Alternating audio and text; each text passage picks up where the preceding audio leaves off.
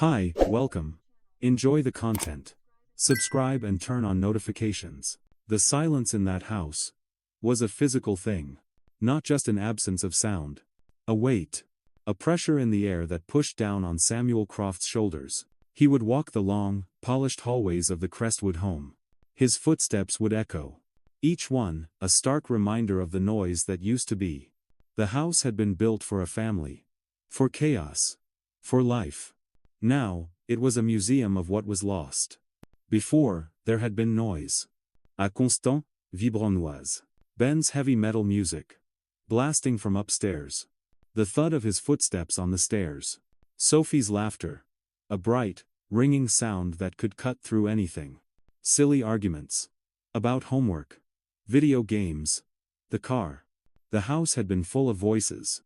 Movement. Energy. But now, all of that had vanished. Like smoke. The children grew up. As they were meant to. And one by one, they left. First Ben. Then Sophie. Each departure came with suitcases by the door. Tight hugs. And the forced, brittle smiles of parents trying to hide that they were breaking inside. Samuel had always thought he was prepared. He saw himself as a rational man. Objective. The owner of Croft Logistics. A problem solver. A man of action. Not sentimentality. But something inside him had fractured. The moment Sophie turned to him, her eyes sparkling with the future, and said, "Take care of yourself, Dad." That simple phrase. So ordinary. It weighed a ton. For the first time in years, he realized, he also needed to be cared for. And the worst part was, he had no idea where to start. His wife of nearly 3 decades. Victoria. She seemed to be on a different wavelength. Entirely. At 49, she was at the peak of her career. A high-level marketing executive. Her life was a whirlwind of meetings, phone calls, spreadsheets. Sometimes, Samuel would just watch her. Pacing the living room, phone pressed to her ear. Hair expression, intense. Focused. He wondered. Does she feel this void, too? But the question was never asked. Their marriage had never been one of fiery passion. It was a partnership. An alliance. Efficient. Successful. Built on mutual respect. And ambition. They were a formidable team. They didn't do grand romantic gestures. Or deep, soul-baring conversations.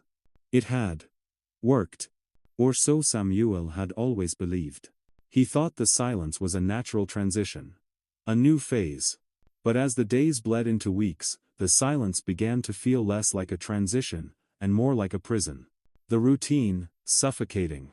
Wake up, breakfast alone. Drive to the office. Solve problems. Come home. Dinner in silence. The television droning on. Just to fill the dead air. Then came one particular Tuesday night. The night he would later record as the beginning of the end. An unusual impulse led him to leave the office at 5 o'clock. He stopped at the market. He bought salmon. Lemon. Dill. The ingredients for Victoria's favorite dish. He wasn't a cook. But he followed the recipe with precision. He set the dining table. 2 plates. The good silverware. Even lit a candle. An act so foreign, it was almost comical. He waited. A nervous flutter in his chest he hadn't felt in years. Every car that passed on the street. Was it hers? Finally, the front door opened. His heart actually sped up. But her reaction was a quick, sharp dismissal. She didn't even glance at the table. Still on the phone. Kicking off her heels. "I ate at the office, darling." A frantic day, she said. An automatic, robotic apology. And then she was gone. Upstairs. Samuel remained standing there. Staring at the salmon. The flickering candle. The 2 empty chairs. He couldn't name what he felt. Not anger. Not sadness. It was a hollow emptiness. Like something inside him had finally, and irrevocably, shut down. He didn't complain. He didn't argue. He just packed it all away. In silence. It was easier to tell himself. She was just tired. That life was like that. That love changes. He chose to believe it. Because the alternative was too painful to consider. The morning it happened was unremarkable. A flat Gray sky. The usual sluggish traffic. Samuel was driving his usual route to the office. A path so familiar, he could have navigated it in his sleep. As he approached the final curve, his hands simply turned the wheel the other way. It wasn't a conscious decision. No destination in mind. No logical reason. It was a sudden, overwhelming impulse. As if some part of him, long dormant, was staging a rebellion. He just kept driving. Into the quieter, older part of the city. He began to notice things. The deep red of the autumn leaves. The sun on shop windows. A young couple. Their hands intertwined. It felt as if the entire city was breathing at a different pace. Or maybe, he was the one finally learning how to breathe again. That's when he saw it. The cafe. Small, unassuming. Dark wooden facade. A hand-painted sign in the window. The daily grind. Fresh coffee, fresh bread, all day. An unspoken Invitation. A refuge.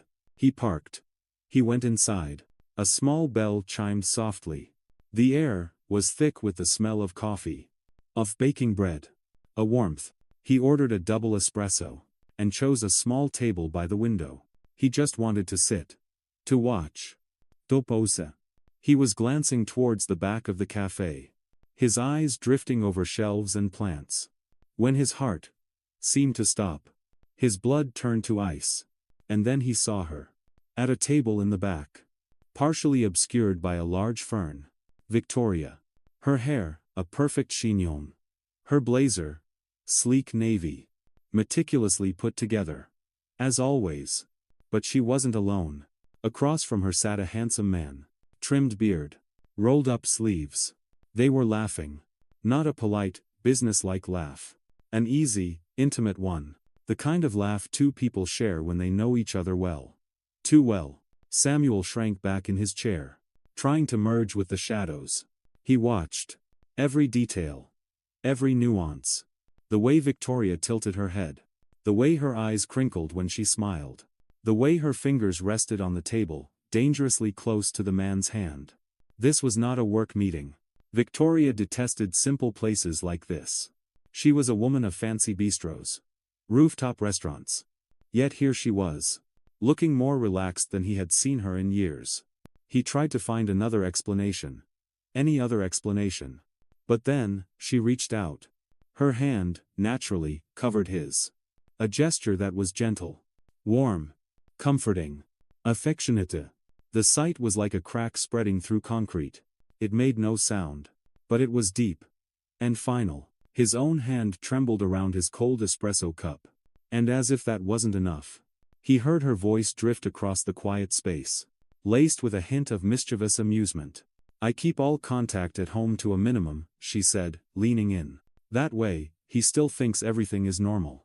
The words hit him like a physical blow. They echoed in his mind. It wasn't just a casual affair. It was a strategy. The distance, the coldness, the silent dinners. It was all intentional. She had built those walls on purpose. Confident, he would never find out. In that moment, everything changed. The cozy cafe became a theater of silent horrors. Samuel's heart, once full of doubt and sadness, now pounded with something new. Clarity. He stood up. His face. A mask of calm. Inside. A volcano was erupting. But something deeper. Colder. Spoke louder. It was his turn to play. And no one in that cafe had any idea what Samuel Croft was capable of. Once he decided to act. That night, he barely slept. He lay perfectly still. Listening to her steady, peaceful breathing. She was oblivious. The images from the cafe. Replayed on a loop. Her smile. Her hand. Her whispered confession. It wasn't just the pain of betrayal. It was the bitter realization that his entire world was a facade. He had just been pretending not to see the cracks. But that night, something shifted. A cold resolve settled over him. He didn't know exactly what he was going to do. But he was certain of one thing. He would not be treated as a fool. The pain had been the push. What came next would be driven by self-preservation. In the days that followed, Victoria continued her routine. Oblivious. The same late hours. The same excuses. Samuel, however, began to act differently. It started with his schedule.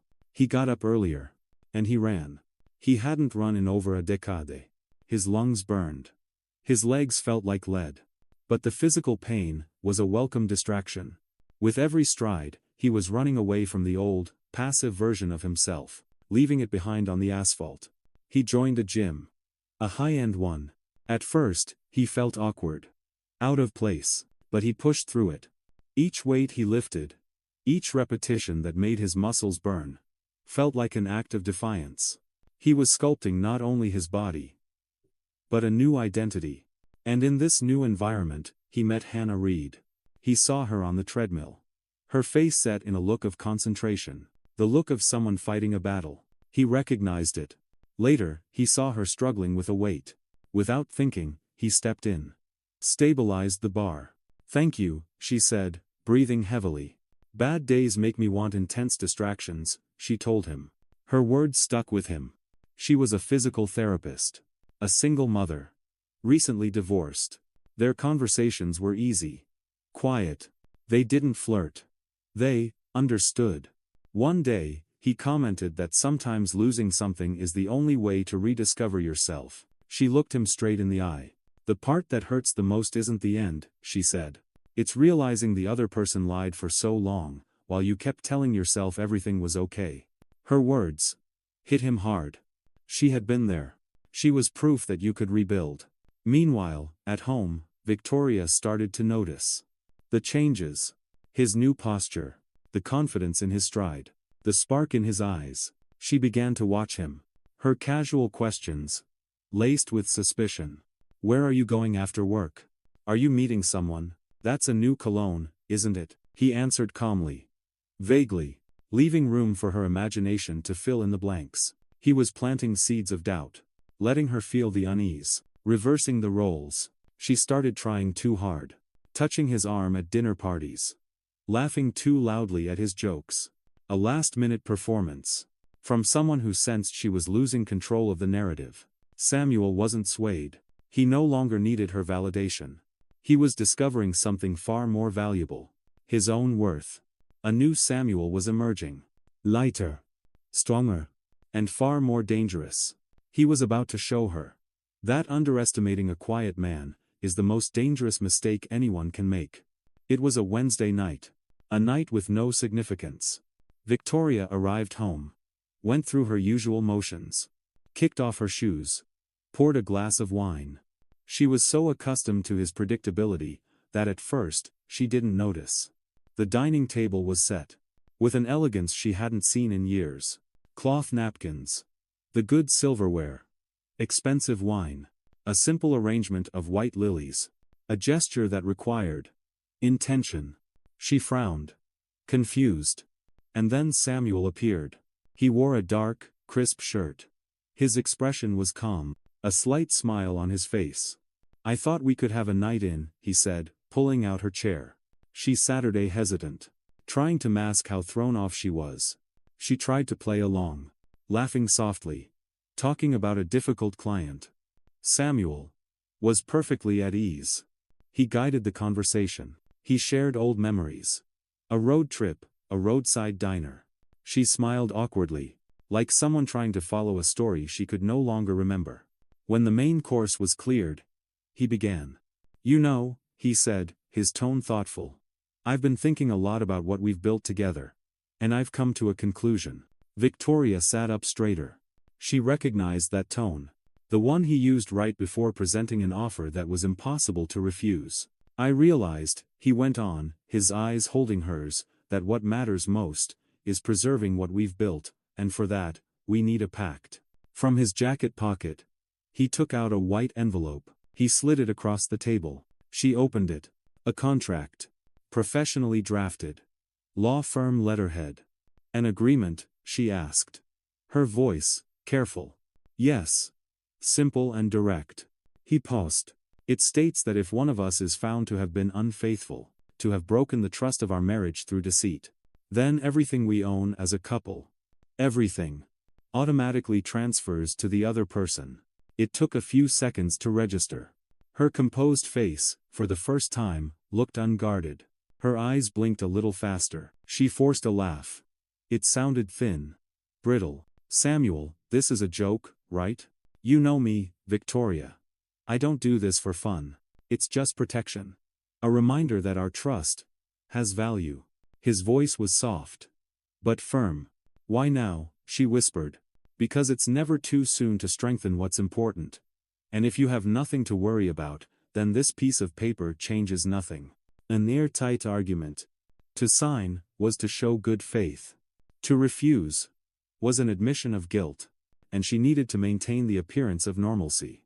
Above all else, Samuel motioned to the waiter, who reappeared with a sleek, silver fountain pen. Victoria hesitated, her teeth worrying her lower lip. Finally, she managed a short, mechanical smile. "Fine, let's show how much we trust each other, then." She signed her name. Her signature was steady, but her gaze was scattered. She slid the papers back to him. "There, now we're protected." Samuel placed the contract back in the envelope, with the utmost care. Then he simply smiled, and raised his glass. "To what we've built," he said. She followed suit. The chime of crystal filled the room. What Victoria didn't realize was that in that simple act, she had just handed over the keys to her own destruction. She had just signed her own death warrant. And all she heard was the lovely sound of crystal glasses touching. The next morning, Samuel woke before his alarm. His thoughts were sharp, clear, every move already mapped out. Victoria acted as if everything was normal. She praised the dinner, complimented the wine. She believed that by signing the contract, she had regained control. That false sense of security was exactly what he needed her to feel. On Friday morning, at breakfast, he dropped the bait. "Something's come up last minute," he said, not looking up from his newspaper. "2 meetings in Denver. I'll leave Monday. Be back Wednesday." He saw it. A subtle flicker of light in her eyes. Just for a second. But it was enough. That was her window. The stage was set. On Sunday night, he packed a suitcase. He left a printed flight itinerary on the kitchen counter. She wished him a good trip, and gave him a kiss that tasted of lies. He left the house on Monday morning. But he didn't drive to the airport. He drove to a quiet side street a few blocks away. Parked his car between 2 large vans. And he waited. Less than an hour later, a sleek black sedan pulled up. Dominic Vance's car. Samuel watched. Dominic got out. Confident. Relaxed. Holding a bottle of wine. He rang the bell. The door opened almost immediately. Victoria. Her hair was down. She wore a simple, elegant dress. The smile she gave him was one of genuine, unbridled happiness. A smile Samuel hadn't seen in years. She pulled him inside quickly and shut the door. Samuel closed his eyes. Not out of pain. To focus. He picked up his phone and made 2 calls. The first, to his lawyer, on standby. The second, to Rosalind Vance, Dominic's wife. At the pre-arranged time, Samuel got out of his car and walked calmly toward his house. The key in his pocket. His heart steady. His mind clear. It was time. He turned the lock and stepped inside. Muffled laughter from upstairs. He climbed the stairs. One by one. His phone in his hand. Recording everything. He stopped at the bedroom door and opened it. Without haste. There they were. The instant Victoria's eyes met his. Pure panic. Dominic scrambled for the sheets. But there were no shouts. No confrontations. Only the cold, damning silence of an exposed truth. Samuel stood there for a few seconds. His expression, unreadable. Then, he turned and walked back downstairs. Unhurriedly. At the front door, his lawyer was waiting. Victoria, in a silk robe, came racing down the stairs. Did you call someone?" Her voice trembled. Samuel gestured toward the folder his lawyer was holding. "These are the divorce papers," he said. His voice, level, devoid of emotion. "And since you signed that contract, everything we own now legally belongs to me." She was too stunned to move. And then, another person appeared at the open door. Rosalind Vance. Calm. Dignified. She looked past Samuel. her eyes locking onto Dominic. "I suspected," she said. "Now I know." She tossed a house key onto the floor between them. "Come by the house only to get your things. You've lost more than you realize." She turned, and walked away without a single look back. Victoria, pale and trembling, tried to approach Samuel, muttering some incoherent apology. But he simply turned to his lawyer. "Take care of the rest," he said calmly. "And do me a favor. Give her 1 hour, to get out of my house." Then he walked out the front door, past the life that had been a lie, and headed to his car. The weight he had carried for so long was finally gone. As he started the engine and drove away, there was no fear, no more lies. There was only peace. The real kind. The kind that only arrives when the truth is finally given a voice. Night. A generic hotel room. Flashing neon signs casting shadows on the wall. Victoria sat on the edge of the bed, staring into space. Jason paced back and forth. A man trapped. "I lost everything," she whispered. Dominic stopped. "What do you mean, everything? You're Victoria Croft." She lifted her eyes. They were empty. "A few days ago," she said, her voice breaking, "he made me sign a document. It was about trust. If I cheated, I would give up everything.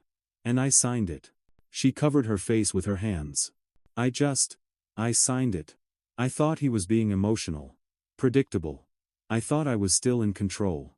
The full weight of her miscalculation crashed down on her. "My God. My children." Dominic sank into an armchair. There were no words left to fix this. The truth was out. And it was final. Across town, Samuel's phone buzzed. "Mr. Croft," his lawyer said. "She has left the property. You can go back whenever you're ready." Samuel took a deep breath and hung up. The drive back was quiet. When he turned onto his street, he saw the house, imposing under the moonlight. For the first time in a long, long time, it felt like his. He parked. He sat for a moment, just looking. He turned the key in the door. A feeling of finality. Relief. Inside, the house was still and silent. But this was a different kind of silence. This silence was clean. It was orderly. It was free. The home finally felt like a refuge again. Not a stage. He went upstairs and sat in the armchair by the bedroom window. He picked up his phone and dialed. "Hey, Sophie. Everything okay?" "Yeah, Dad. Is something wrong?" "Yes," he said. His voice, steady. "I needed to tell you something. Honestly." He told her everything. Calmly, without hatred. He explained her mother's choices. And his own. She was silent for a long time. Then, a shaky breath. "I knew something was wrong," she said. "Thank you for trusting me, Dad. I love you." A rare smile touched Samuel's lips. He hung up, then called Ben. The same honest, difficult, liberating conversation. That night, for the first time in longer than he could remember, Samuel Croft slept soundly. No fear of waking up to another lie. No need to wear a mask. No more pretending. Because the truth, even when it hurts, is the only path to real peace. And in the quiet of his reclaimed home, the silence was no longer empty. It was full. Thank you for watching the video. If you enjoyed it, don't forget to subscribe to the channel and turn on notifications so you won't miss any updates. See you next.